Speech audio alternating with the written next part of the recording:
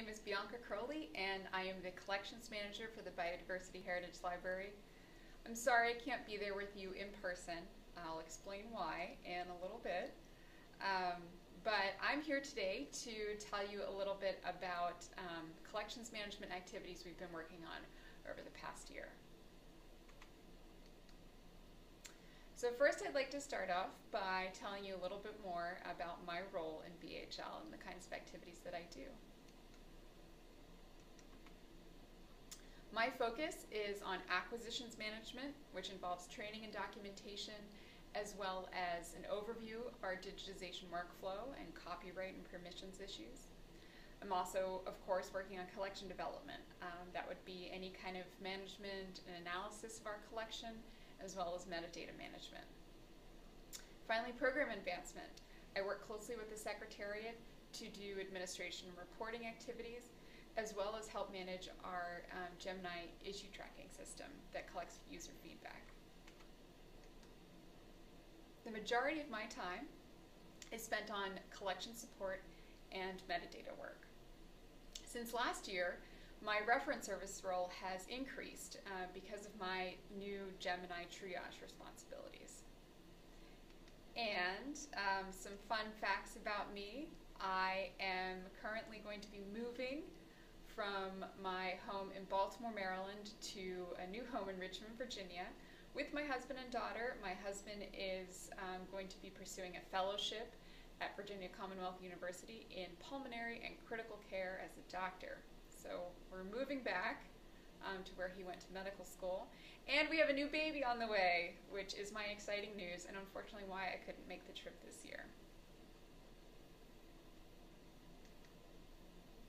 So what I'd like to do is review our collection management process. This is how I like to think about how collection management works in the BHL world. It's a continuing cycle of selection, deduplication, digitization, user input, and curation. While digitization really remains the focus and the most labor-intense part of the work that we do, user input continues to catalyze those curation tasks that really fuel our cycle. And as our collection management cycle turns, we work to fulfill our strategic plan goal 1 by way of 3 objectives.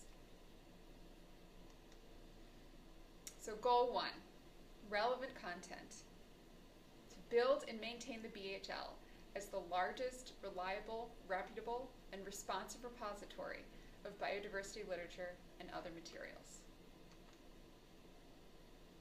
We do this through objective number 1, develop a collection of relevant publications by working with members to optimize digitization, increase the amount and quality of article level access in BHL, increase permissions agreements with licensors to provide in-copyright content in BHL, as well as regularly curating our resources to improve access and discovery. 2 of the main ways that we optimize digitization are to provide support for new content providers, as well as existing providers, and do training and documentation activities. 2016-17 has been a busy year with the addition of many new partners. We have 13 new member institutions, which include several from our global memberships, 6 new affiliate institutions, as well as 67 new content providers through the Expanding Access to Biodiversity Literature Grant Project, otherwise known as EABL, and you'll hear me bring that up a couple more times. In order to facilitate our new and existing partnerships, BHL Secretariat has designed and delivered several training workshops. We also have composed a variety of wiki notes, instructional materials, and documentation to try and keep track of all the work that we do on a regular basis, as well as work that we could do in the future. Communication, of course, is a major part of how we support our content providers. We communicate through a variety of tools, and especially I want to highlight Skype and Gemini, the issue tracking system, as a good way to communicate among BHL staff. Especially for our global partners, I have personally found Skype to be extremely useful I use Skype quite a bit personally, and for our global partners especially, regardless of time zone, Skype chat is a great way to do quick Q&A whenever you run into a problem. So, some more good news. 2016 saw an increase in our digitization stats. We added over 197,000 items, over 51 million pages, and 220,000 articles. So now over 75% of our collection is made up of member and affiliate contributions. This is up 6% from last year, actually. So now 79% of BHL pages are partner contributed, and that's great. We now have over 220,000 articles in BHL, the majority of which, as you can see here, it's coming from our ingest, which means that they're non-BHL partner contributions, and I'll break that down in just a moment. But I do want to take the time to say great work, everyone. We've added 77% more items, 53% more pages, and 139% more articles than the previous year. So give yourselves a pat on the back. Okay, so getting back to our objectives. Another aspect of that objective 1 is to increase article access. And BHL is doing so through a variety of contributors. BioStore, I'm sure some of you have heard of that before, is a project of BHL power user Dr. Rod Page. And it continues to add the bulk of our article content to BHL at over 75%. I want to point out that EABL, remember that's the Expanding Access to Biodiversity Literature Grant Project, is actually starting to supply article citation metadata directly to BioStore, which is then going through its automated process to add article content to BHL. So EABL is not only adding more articles, but contributing to the accuracy of those articles through the BioStore process. Oh, forgive me. Harvard Botany has begun experimenting with BioStore to actually do something what I think is very interesting. They're submitting article metadata for letters within a collection of correspondence. So as you can see here, hopefully, as I've tried to illustrate on the screen, there are individual letters that are being articleized within a given BHL book or volume. Okay, so now on to copyright stats. Objective 1 is also recommending that we increase this, and we are doing so. 2016-17 alone saw the addition of 189 titles and 95 different licensors for all in copyright material. This is a third of our total in copyright additions to date. And I have EABL to thank exclusively for really boosting those numbers. They have been critical to that success. They added 130 in copyright titles from 60 new licensors. And last but not least, curation is an important aspect of Objective 1. I want to highlight 4 main curation strategies that BHL uses regularly. 1 is through our Gemini issue tracking system. The other is through BHL's new cataloging group. We've also embarked upon a project to update the year metadata in BHL. And finally, we have a goal for this year to gradually update the copyright metadata to ensure accuracy and consistency of those statements. So let's talk about Gemini. I'm sure you've heard me say Gemini many times up to now. So over 2016, we received over 1,500 tickets, and we closed over 1,200. So that's pretty good. Thank you all. And I'm also very pleased to report some successes. 43% of the tickets that are being submitted into the Gemini system are directly from BHL staff. To me, this means that staff are taking the initiative to use the Gemini issue tracking system to help manage their workflows and try to take care of specific issues that they come across. I'm also very, very pleased to say that there's been a 216% increase in response rate over last year. This means more BHL staff are working together to get back to users about the tickets submitted into the system. And then finally, last year, if you can recall, what we decided to do was open up our scanning request pool as just open to everyone. So instead of having the scan request come in and rely on someone to assign them to a particular library, we just let the scan request come in and sit and wait for someone to come across and take a look at them and see if they could claim them. And I'm very happy to say that there are only 29 that are unreviewed at this point. So that means that the scan requests that have come in are actually being looked at by BHL staff and being taken care of. So I think that it's a great system that's managing itself, which is wonderful. There are, of course, some challenges that remain. We have over 2,700 tickets that are still open, and about half of those are kind of old. They're still from the 2009 to 2015. So 50% of the tickets that are in the system are kind of stagnant, kind of stuck, and things that I know we're all very limited with our time and resources, but we do need to try to address at some point. And then finally, I mentioned I am having a new baby, so right now I am solely responsible for the Gemini triage. All those new tickets that come in from users, I assign those to the appropriate person, or I go ahead and I respond to those tickets directly. And we need to figure out who can serve in that role while I'm out on leave. So one of the things I thought was interesting is I took a look at the different categories of issues that come into our issue tracking system, and I put this graph together to kind of give you a breakdown of those different issues. The majority are collections related, with either requests to scan new titles or requests to fill gaps for existing series in BHL.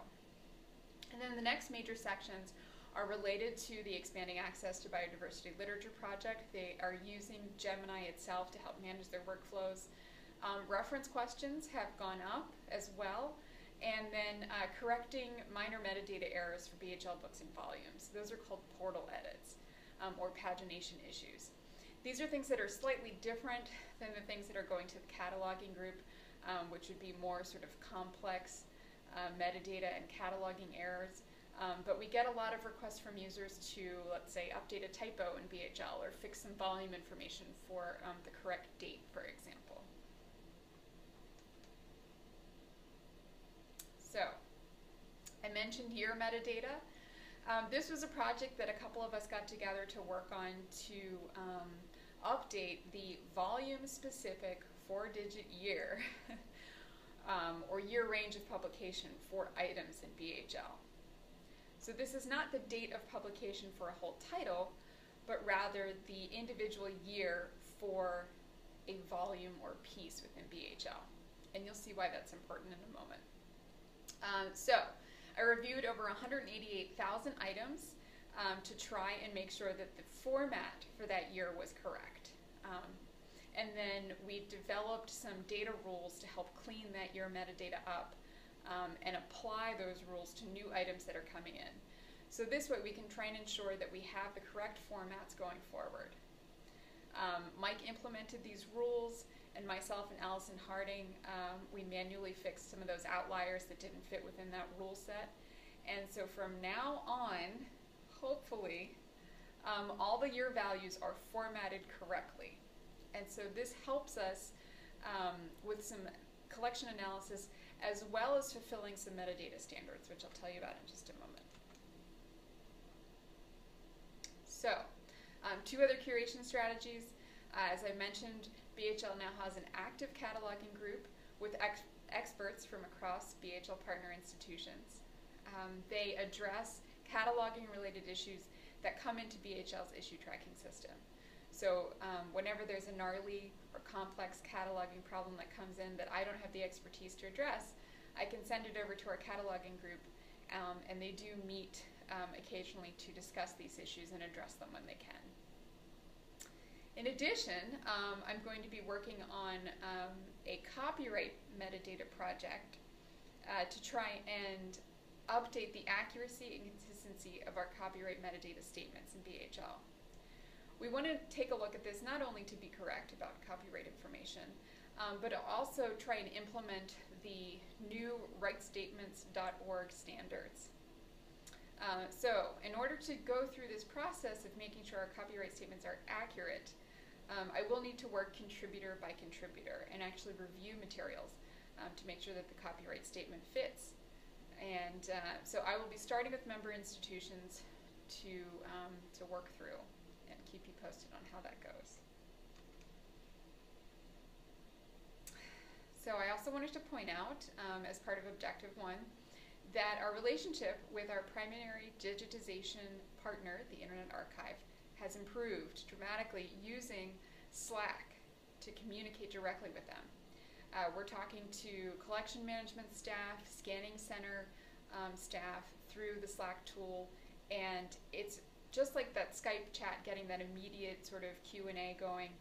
It's been wonderful for myself and other members of BHL staff who are on Slack and communicating with IA staff to get quick answers to some questions that come up. However, there are still some challenges that remain with Internet Archive, primarily with regard to the tabletop scribes, or TT scribes as they're called for short. The TT scribes are available in some BHL institutions right now, and they're working fine. However, we do have a problem with trying to pass metadata in bulk through those TT scribe software systems, and I'm working with some folks to try and see how we can overcome those challenges in the future. So now we're going to move on to Objective 2. All right, Objective 2, add original material and archival sources by expanding access to archival material and field notes through BHL, and explore new material types such as artwork, photographs, maps, etc. to add to BHL. BHL's archival collections continue to grow with over 2,100 items and 140,000 pages.